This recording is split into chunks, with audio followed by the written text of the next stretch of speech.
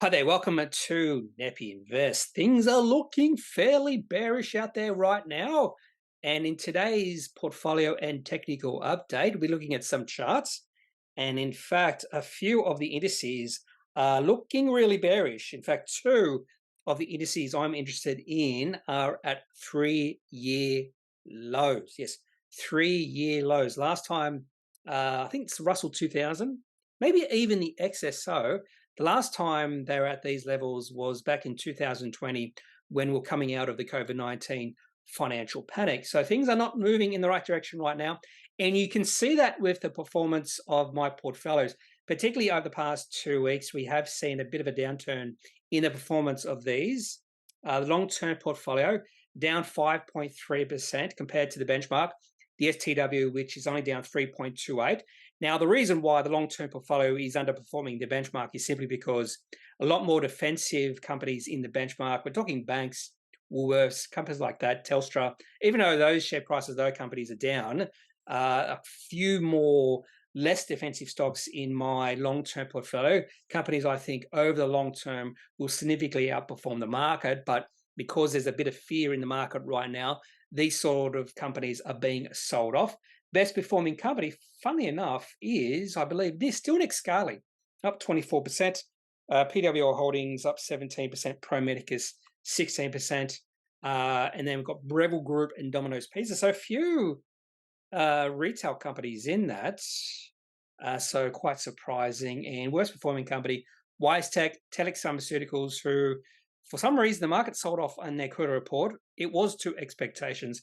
Nanosonics, ResMed, which I do expect, and I think there's value in ResMed right now, and they did release their quarter results, and the only concerning thing in their quarter results was decreasing margins. If they didn't have decreasing margins, I think the market would have reacted quite well. Anyway, so long-term portfolio underperforming the benchmark. So I'm not panicking right now. It's ridiculous to panic at this point in time. And in fact, if I see the XGO for another 300 points, I would be very bullish. Maybe not very bullish, but I'd become more bullish than I am now. Now, medium-term portfolio is actually still positive, up 1.3%, compared to the benchmark down 0 or negative 3.3%. So the medium-term portfolio is still outperforming the benchmark, but another difficult week in this portfolio. Best performing company is Energy One, almost up 100%. And I have bought back in Energy One. I mentioned that in my previous video that there was a takeover bid for that company. I sold my shares in that company at, was it $5.60, and I bought back in $4.22.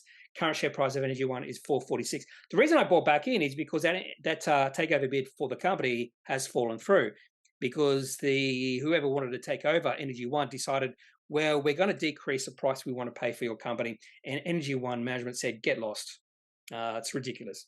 So I bought back in at a lower price, then I sold. And I might do a standalone video on that, talking about why I sold and then bought back in Energy One. EML Payments, I might show you the chart for EML Payments, I think, up 76%. Atlas Pearls, the company that keeps on giving. I should have put more money into Atlas Pearls. I wasn't that convinced. I put a small amount. That's up 75% since I bought. And then Ansell, DugTech, Audinate, Findi Limited, Chrysos Corporation. So really good performers in this portfolio. And then, of course, we have some bad performers. Worst performing company is Vitura, Phineas Corp, Cidev, Rectifier. I'm thinking of adding to my position in Rectifier. I don't know why the market's overreacting and sold off of Rectifier, but ridiculous selling off there. So I have made 2 purchases this week, and one of those purchases was Energy One, and I put that into this portfolio. And the other purchase I've made during the week was Maas Group, and I'll show you the chart of Maas Group. And the short-term portfolio is up 5%, almost 5%. So this portfolio is still significantly outperforming the benchmark, but down a fair bit from its peaks, but that's okay. And still, I'm making a lot of mistakes in this portfolio. I was going to sell 2 companies in this a few weeks ago, and I was being a little bit too greedy. I should have sold them straight away. And if I did that, I would have done fairly well. In fact, my portfolio returns probably would be about 6% at this point in time. And I have made one purchase, and that is Maas Group. And Maas Group share price is flat from when I bought in. And so a couple of charts I just want to show. I don't think I've included here. So I'm just going to include Atlas Pearls. Get my keyboard here. Because Atlas Pearl is a really interesting one. They should be releasing their quarterly report. And based off the chart and the market sentiment in that company right now, it's really interesting.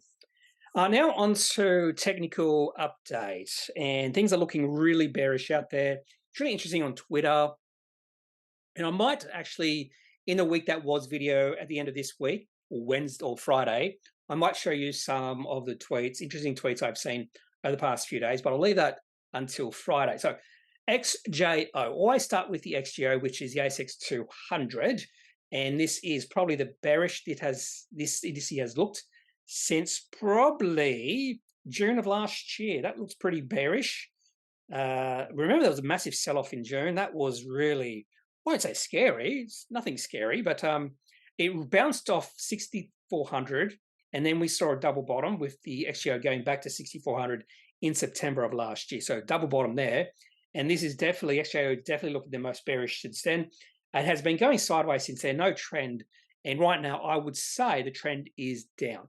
We're in a downtrend with the XJO. It has fallen through the support zone, which was between 7,000 and 6,900, currently at 6,826. And the last time the XJO was this low was way back in October last year. So we're almost at a 1-year low when it comes to the XJO. And the reason I probably would be way more bullish if the, what did I say, 6,500 or something like that, falls another 300 points, is because the long-term trend or trading channel, you can see this if we look at the weekly chart.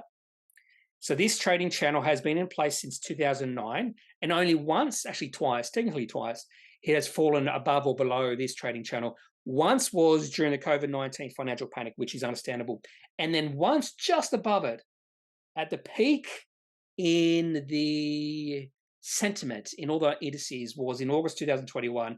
It went above the top of the trading range for a very short period of time. I'm talking about maybe a few days. So if we get to the bottom of the trading range, and we've seen this time and time again over the past 15 years, that could be a good time to buy. The only thing that would be really holding me back is if we are moving into one of those potential scenarios. You've heard about people talking about soft landings, hard landings, and a lot of sentiment over the past month or so is that we're moving towards either no landing or a soft landing. And I think what the market is saying now, well, hold on. We're not sure about that just yet. Inflation, particularly with the numbers that are coming out recently, could be more of a problem that the central banks have foreseen. We're not longer seeing it be referred to as short-term. What word did they use? I forget what they used. Transitory. No longer transitory. You don't even see the words transitory anymore. It could be prolonged, which could not be good. Would not be good. Anyway, so at this point in time, XJO is looking the most bearish, but even though it's bearish, not quite as bearish as the XSO, which is a small ordinary. So this is my favorite place to invest. And my medium-term portfolio is filled with small-cap companies, and that is outperforming the market. And that just makes me think I'm actually a pretty good stock picker when it comes to small-cap companies, because right now, the small ordinaries fell through a support level. It fell through the support level on Thursday, and the reason that's important, if we go back, in fact, we have a look at the weekly chart for the small ordinaries. So that support level was because the lows of June and September last year, and it's fallen through. And the last time the XSO was this low was way back in June, July of 2020. So we're talking about 3-year low when it comes to the XSO. And the main reason is because the market just doesn't like small cap companies right now. So every single week, and I go through charts. So a lot of charts I go through, and when I go through small cap company charts, so many of these companies' charts are in well-defined downtrends and no end in sight. So I won't show you those now, but that's the reason why the XSO right now is at a 3-year low. Not only a 3-year low, it's a 3-year and 4-month low. Now, when we go to the United States, we have this very similar signal, the Russell 2000. For those who don't know, the Russell 3000 is sort of like the 3,000 companies, biggest companies on the New York Stock Exchange and the Nasdaq. And the Russell 2000 is not the 2,000 biggest, it's actually the 2,000 smallest companies within the Russell 3000. So this is sort of like a small cap index, looking at the smallest companies in America. And just like the XSO, a lot of weakness in this particular chart or index. And this is the weekly chart. And just like, in fact, I'll put a line there, extraordinarily similar to the XSO when you look at it. So this is the XSO weekly. This is Russell 2000 weekly. And the Russell 2000 has just fallen through the lows we saw back in June and September last year. I keep having to look at the index here to make sure it's the right one. And the Russell 2000 is now, the last time was this low, was actually back in October of 2020. So that is a 3-year low. And that looks actually fairly weak as well. So weakness in small caps, probably around the world, not only in America and Australia. And the only thing that has really held up the Nasdaq is because of the performance of those 7 big companies on the Nasdaq. But there is a little bit of weakness in some of those companies. But anyway, if we look at the daily chart for the Nasdaq, it has developed a downtrend. We've had now 2 successive lower highs, and we've also just seen a lower low, which means we're in the beginnings of a potential downtrend. How long that downtrend goes on, who knows? And last time the Nasdaq was this low was not that long ago, only May. So we're talking about almost a 6 months low. A nice little bounce on Friday, up 0.5%. And that could have been helped by, was it Amazon had a pretty good report? Maybe, I don't know. I haven't gone through the American charts just yet. So this is looking more and more bearish as we move forward. And if the Nasdaq keeps getting these lower lows, lower highs, and we get more and more of these, that would be bearish. And I'll put this trend line in. So this is the downtrend line here. You can see it hit this downtrend line 3 times since it started in July. And every single time it hits that downtrend, it pulls back. So I would be confident that the downtrend in the Nasdaq has come to an end when this downtrend line has been breached, and it'll have to be breached on confidence. What I mean by confidence, it just can't go through it and then come back down below the next day. It needs to stay above it for a while. Dow Jones, the complete opposite to the Nasdaq, was down 1.12%. It's going to be really interesting to see how companies perform. So I do have a USA watch list here, 216 companies on it. So I'll just show you this really quickly. So Amazon, Amazon up 6.8%. That hit out. Facebook up 2.9%. Microsoft up, Apple up, Tesla up, Nvidia up. So all the big ones are up. That's why the Nasdaq was up. But then if you look at the Dow Jones, I don't remember what companies on the Dow Jones, but these are the smaller companies, not the small companies, the less or the more mature, less tech companies, that sort of thing. And so we're talking about, say, Target down 3.3%, Lowe's down 0.6%, Dick's Sporting Goods down 3.2%. A lot of reds here. Ford down at 12.2%, GM down 4%. Something must have happened with Ford. And what else do we have here? Square down 4%. Some of the airlines down 5% almost. Yeah. Anyway, the whole point of this video is not to look at United States charts, it's to look at American charts. So Dow Jones looks pretty weak right now. So this is daily chart. It was showing maybe a bit of strength. It broke a resistance level back in July. Didn't stay above there too long, stayed above it for just about a month, and it looks like it has moved into a downtrend. The last time the Dow Jones was this low was back in March. So we're talking about more than a 6-month low in the Dow Jones. And for the last 2 weeks have been really bearish, really down for the Dow Jones. We've had 2 weeks of down 1.6% and then down 2.1%. In fact, the XGO has had a few bad weeks too. Down 2.1%, down a further 1%. Now in commodities. Commodities, Bitcoin. I'll show you Bitcoin again, and we'll have a look at bonds and then some companies charts. Companies charts that are sort of interesting, that sort of thing. So iron ore, always look at iron ore first. So maybe sometimes I look at gold. In fact, I'll put gold up in a second. Iron ore, yeah, it's just going sideways. I wouldn't say there's any well-defined trend in iron ore right now. It's holding nicely up at $119. So, no complaints with iron ore. I own one iron ore company, and that's Mount Gibson. And the main reason I own Mount Gibson is simply because I think it's significantly undervalued. I was thinking of taking a position or take a position in Phoenix again. Share price up, was it 10% or something the other day? Gold. Gold has really taken off. It's up now above $2,000. Funnily enough, I did go through all the gold companies on the ASX, and most of them still look really bearish. I don't know why the share prices of most of the gold companies on the ASX have not rallied. I'll show you a couple of the gold companies that look actually pretty good. I think it's Red 5 and the Commodities. I could show you Ramelius, because Ramelius looks pretty good as well. But companies like Northern Star, Perseus, Capricorn, they just don't look all that interesting. Nothing like gold. Gold is really good. And it might rally all the way back up to 2060, which is a really good, really powerful, important resistance level. If it gets above 2060, I'd be fully bullish on gold. Uranium keeps going strong. Beautiful, beautiful. No complaints with uranium. If you're owning uranium stocks right now, I'm not. I made a mistake. I sold out my one uranium company, Boss Energy. That's pretty silly. US oil, look at daily chart for this.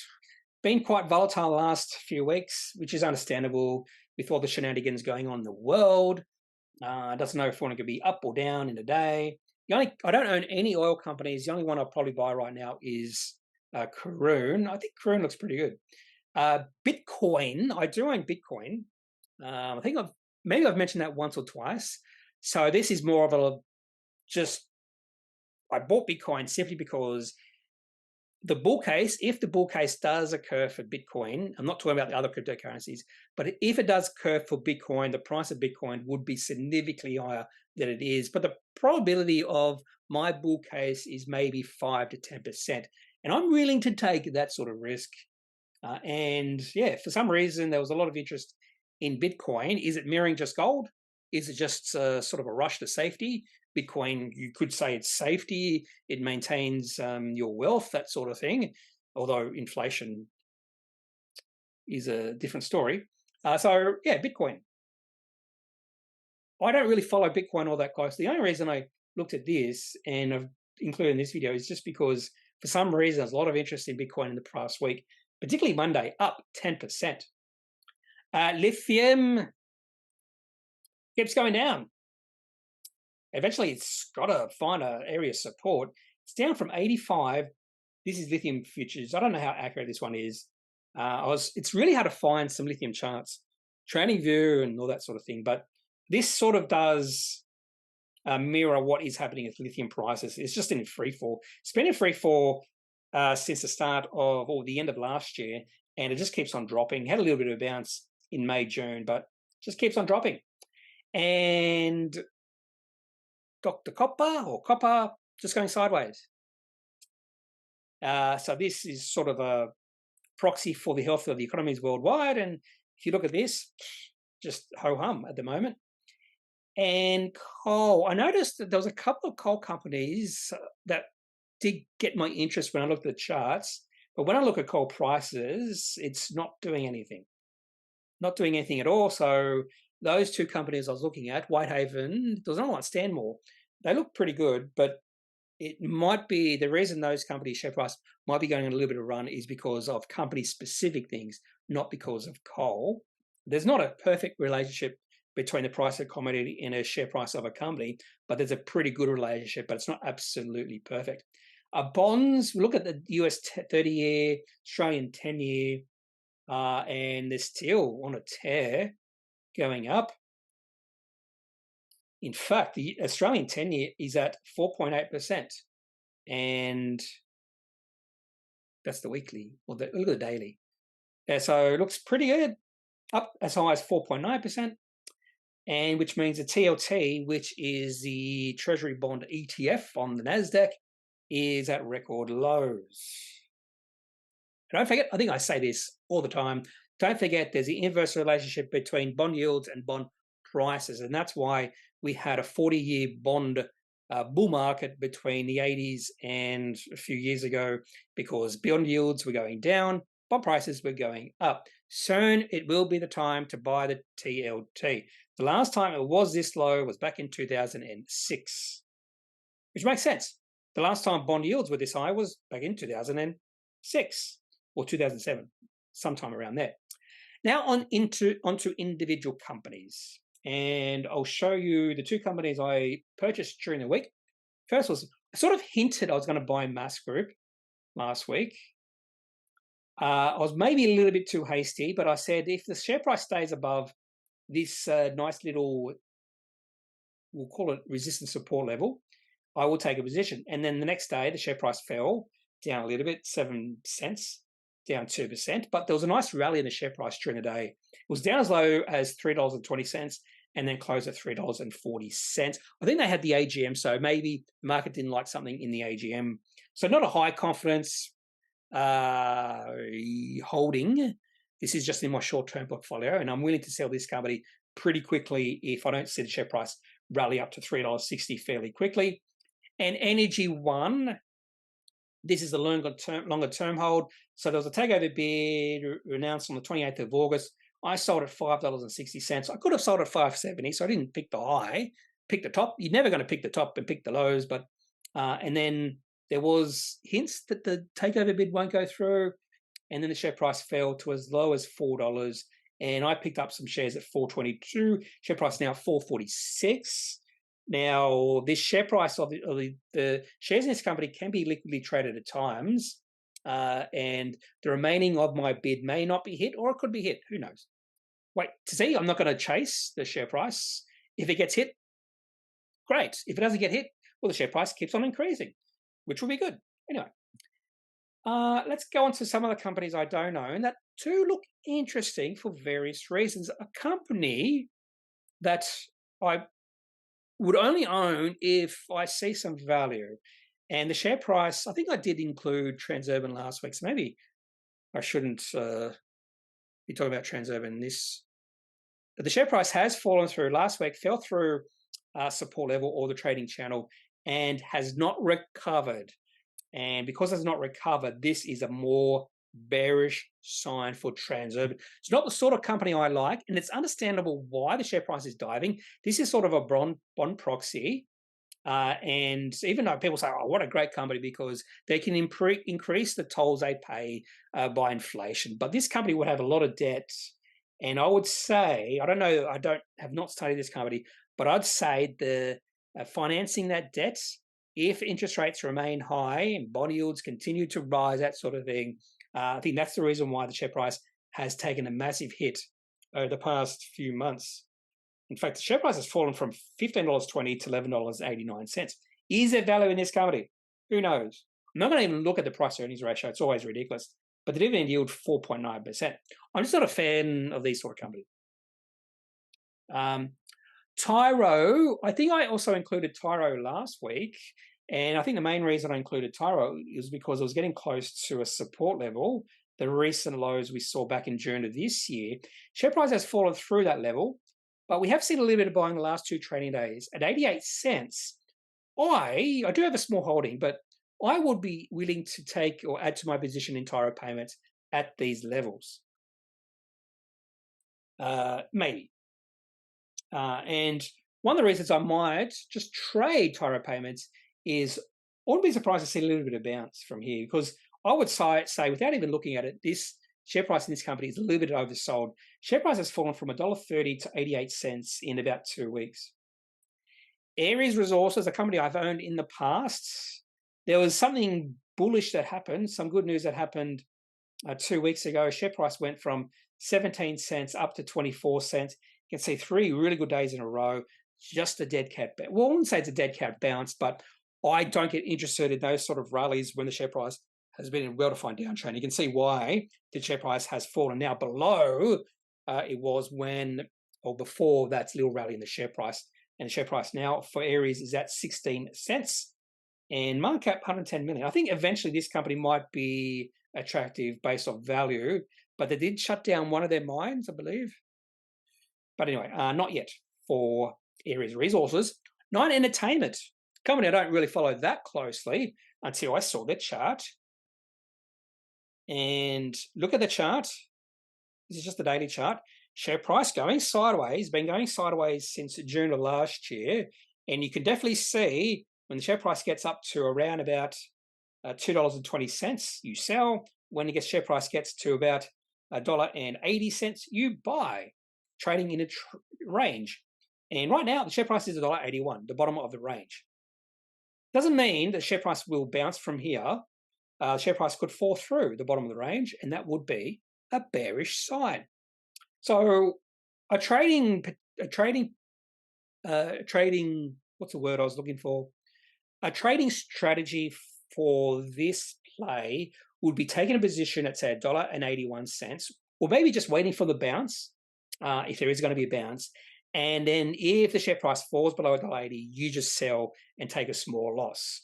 And then if the share price bounced to $2.04, you've made a nice 10% profit. And if the share price drops below the bottom of the range, you might sell at maybe a 2% loss.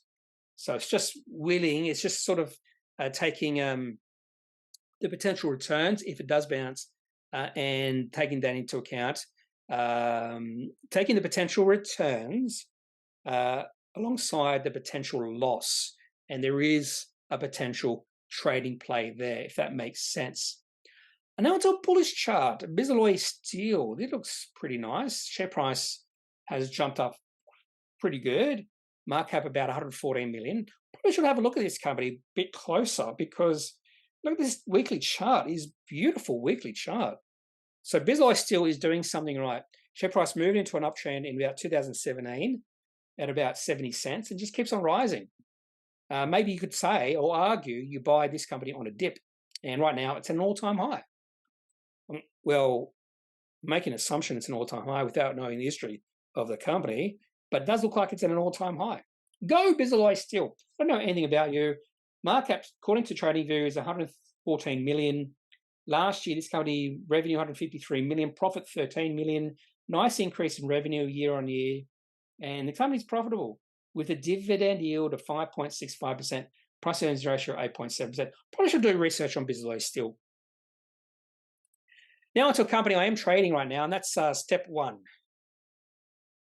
And for some reason, there was a rally in the share price of this company over the past 2 trading days, up 9% on Thursday and up a further 6.5% on the, you can't really see it, I'll zoom in a little bit more. And there was some good volume coming in. Loose lips, maybe, who knows. But this was a classic breakout play. Share price broke out on the 22nd of August, and the share price went from 38 cents to 64 cents. A nice pullback, a healthy pullback, and then the share price has now closed at 66 cents, which is 66 cents, which is only a year and a half high, but definitely the sentiment in this company has shifted.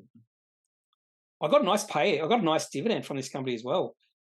Dividend yield is 7.6%. I was surprised to see that dividend, how high it was, because I didn't take a big position in this company, but my dividend yield would be about 10% or over 10%.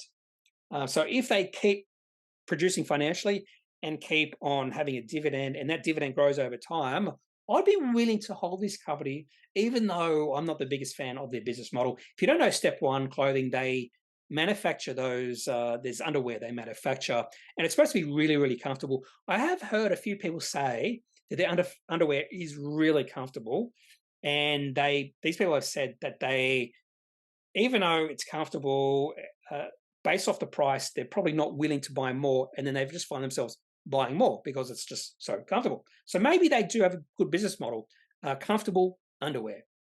If I remember correctly, the founder of this company was a hiker or something, and he didn't like any sort of underwear that was on the market in regards to hiking, something like that. McMillan, a company I have put onto my watch list for a possible purchase based off what the share price does over the next few days.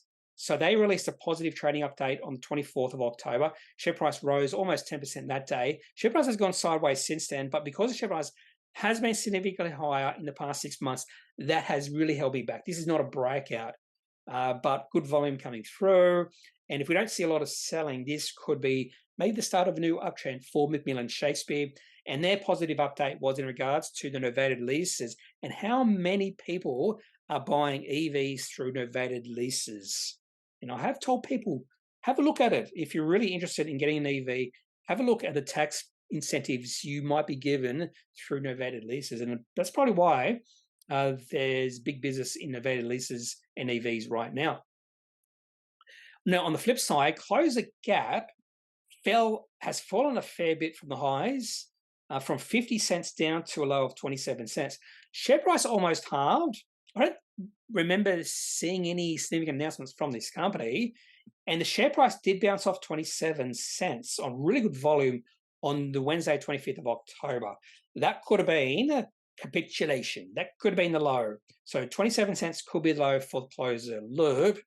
And if I go back through history, share price has been lower in the past. I do know some people don't like this company because of they're acquisitive. They do make quite a few acquisitions, and that would be my only red flag against this company. But they're in the right space. Environmentally friendly company. I don't know. They provide waste collection services. If you don't know what Closer Loop, they're looking at a closed economy, that sort of thing, where all our waste is used, which is understandable. We want to use as much of our waste as possible. Anyway, Close the Loop. Austal is another company where I think where the share price is right now, is interesting based off historical levels. It's $1.66, and there's a nice little support area or support zone for this company around these prices. The lows we have seen recently have been at around about $1.65. If we have a look at the weekly chart, you can definitely see that. In fact, this level set in around about 2017. Share price hit this level in September 2021, and then twice in January 2023, and then again in May 2023. A lot of volatility in the share price over the past, since July 2022. Share price has been as high as $2.80 and has fallen back a fair bit. But anyway, that's the only reason I would be interested in Austal, is just where the share price is right now. And just like Nine Entertainment, this would just be maybe anticipating a bounce, hoping there is a bounce. There was a bit of a bounce on Friday when the share price rallied 2.2%, because the share price might be bouncing off the support level. Ansell, this is just the same story. Ansell is at a really interesting support area. I think I've showed Ansell a few times in the past, and you can see if you draw a line at $21, hit $21 back in 2017, February, again in August 2017, again in December 2018, just didn't quite hit it, very close. Again during the COVID-19 financial panic, again in June of last year, and right now it's at the same level, $21. Company I've held in the past. Wouldn't say this is a high quality company, but definitely not a low quality company. Sort of in between. So dividend yield, 3.3%. Price earnings ratio, 12.2%. And I think there could be eventually some value in this company. And maybe that's why $21 holds strong, because eventually people see value. Institutions see value when the share price of this company gets low enough. Another company I had a look at and I went, this is interesting. This is NIB Holdings. I'm not that interested in insurance companies apart from this company. This could be a long-term insurance company hold. And the main reason I had an interest in this company, I'll have a look at the daily chart first. Share price has been in a downtrend for a while now, maybe since June. So 4 months. Is 4 months a while? I don't know. Keeps going down, has dropped from $8.90 to $7.20. So when you look at the daily chart, it doesn't look that interesting. No trend at all. Well, medium-term trend, definitely short-term trends. you can see the share price going in way up and down in waves. But when you look at the weekly chart, you get a different perspective. And around about the 150-week moving average is a nice little support level for this company. So I could expect a bit of a bounce for NIB Holdings, and the market cap or the dividend yield is 4%. Price earnings ratio 17.6%. Wouldn't necessarily say this company is heaps cheap at the moment, but still possible buy the dip situation. Now it's a couple of gold companies. Red 5. I am doing a Kneppy. No, I'm doing a financial year 23 result video on Red 5 in maybe 2 weeks or so. Understandable why someone might have suggested this company, because something positive is definitely happening with Red 5 based off the chart. Share price is on a tear. Market cap is 1.1 billion. Based off no dividend yield, no price earnings ratio, but based off the financial year 23 numbers here, revenue more than doubled and close to profitability. So potentially this company has hit an inflection point, and that's why the share price is on a tear. So one of the best looking gold charts you will see. Another one I have not included in this video is Ramelius. I think it was Ramelius. Yeah, so this looks pretty good as well. And when you look at some of the bigger gold companies like Northern Star, we'll just have a look at Northern Star. Nowhere near as exciting as Red 5 and Ramelius. And then there was this one called Aeris Resources. Share price in a well-defined downtrend. They must have released something pretty strong, because on Friday, the share price rallied 22% on really good volume. Now, I wouldn't say this is a breakout, because the share price did get to a high of 23 cents. So there was a little bit of selling during the day, which is understandable. So the share price moved into this red zone, this red ribbon, which is the longer term moving average. And that is sort of a natural resistance zone. So all those people who bought in at Aeris Resources at higher share prices saw the opportunity to sell out when the share price rallied on Friday. So I'll take a look at Aeris Resources. It could have been their Appendix 5B, their quarter report. That could have caused excitement. I can tell you right now if it was. No, I haven't written it down.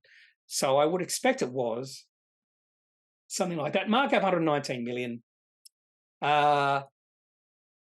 Pinnacle Investment Management Group, just like Ansell, just like Austal, just like Nine Entertainment Group, it's just where the share price is right now at a nice little support level. So we have seen twice in the past, and you might be able to count June last year, but when the share price gets to about $7.60, we'll say between about $7 and $7.60 is a nice time to buy. My only hesitation is all these highs are lower than the previous high. So if it does bounce, maybe towards $10 or so, if it does bounce. So just a potential bounce play here, because it might bounce off a support level. Now, let's have an update to Credit Corp, because they released something really negative. Can't remember what it was. On the 18th of October, share price fell 30.5%. Would have been a trading update. And I do like to keep track of how these companies are performing. Share price has gone sideways there. Sort of a fight between the bears and the bulls. Is it cheap here, or is it still too expensive? But we haven't seen a lot of selling, and the share price hasn't kept on going down. But we haven't seen much of a bounce either. So nothing much going on with Credit Corp at this point in time. And continue to leave this company on my watch list just to see how the share price moves forward. Now, the reason I like to look at how the market reacts after a bad announcement like this, and this is not as bad as you'll see, if you take a look at a company called, what is it, Aeris. There's probably better examples, but so Aeris released a negative report on the 21st of August. You can see the share price just went sideways from the 21st of August through to the 18th of September. So almost a month, the share price just went sideways. And then it's just, I wouldn't say collapsed, but it just kept on going down. So that could happen to Credit Corp. I'm trying to think of a company where the share price just keeps on dropping after a negative announcement. There are heaps of those. And those are the sort of charts you don't want to see. Well, yeah. This isn't the chart you want to see either. Bank of Queensland. Okay, so you might have said, I actually did notice this. I saw the share price drop 5% on the Thursday. I went, oh, what happened there? Was there any announcement? There was no announcement. And then I realized the company went ex-dividend. So it was a 25-cent dividend or something. I can tell you right now. Share price dropped 20 cents, something like a 21-cent dividend. And the share price dropped 24 cents. And funny enough, maybe not funny enough, but in Trading View, you have this adjust data for dividends. So if we do that for Bank of Queensland, it doesn't look as bearish because it adjusts the dividends. So you can, I did talk to someone many, many years ago who said you should always adjust for dividends. I actually don't do that. But anyway, the reason I took a closer look at Bank of Queensland is because the share price dropped 5%. But the share price fell below this support level at just above $5.30. Share price now $5.20. And the share price, last time the share price was this low, was back in May of 2020. So we're almost, or Bank of Queensland share price is almost at the COVID-19 lows. So I think maybe the market is overreacting. There could be some value in this company, but when you do look at the longer term chart for Bank of Queensland, let's have a look at the monthly chart. The time to own this company was between 1990 and 2007. That's a beautiful looking chart. Time not to own this company is between 2007 and now. Share price is in the long-term downtrend. When I say long-term downtrend, I'm saying ever since 2007. You can see each time the share price gets to a high, it's lower than the previous high. You can even say every time the share price gets to a low, it's lower than the previous low. So in fact, during the COVID-19 financial panic, the low in the share price was lower than the GFC. That's not a good sign that's of the financial performance of the company. And I think there is potential. The share price of Bank of Queensland could fall below the COVID-19 highs, or lows, lows. So I have traded this company in the past.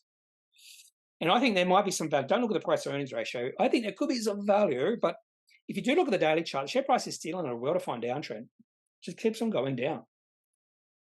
What's not going down is EML Payments, and this is holding up strong. So even though there's overall weakness in the market, particularly a lot of tech companies, share price of EML Payments is just going sideways, which tells me after the positive announcement, so if you remember when they released their full year results, it was better than expected, and there was maybe some other positive stuff in there. Share price has gone sideways since then. That's really positive. So all those shareholders who bought at high prices in the past have had the opportunity to sell out. And there hasn't been an overwhelming amount of supply of shares in the market, which would lead to the share price dropping, and the share price is standing strong. This is a nice looking chart. And if we see the share price get above $1.25, if we see the share price going to run, preferably on some positive financial news, this chart would be looking even better. So I do have a position in EML Payments, a trading position in a longer term position.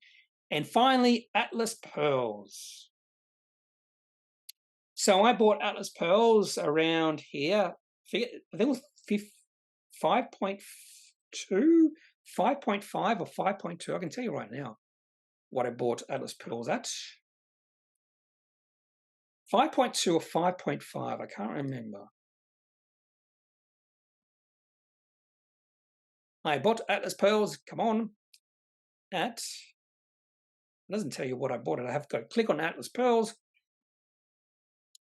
At 5.7, I was way off. 5.7, so it must have been in this little area here where the share price is going sideways. And the reason why I bought it there was the share price was in an uptrend and not a lot of selling coming in.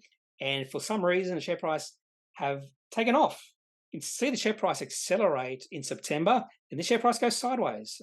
And the share price took off again on the 20th and the 23rd of October.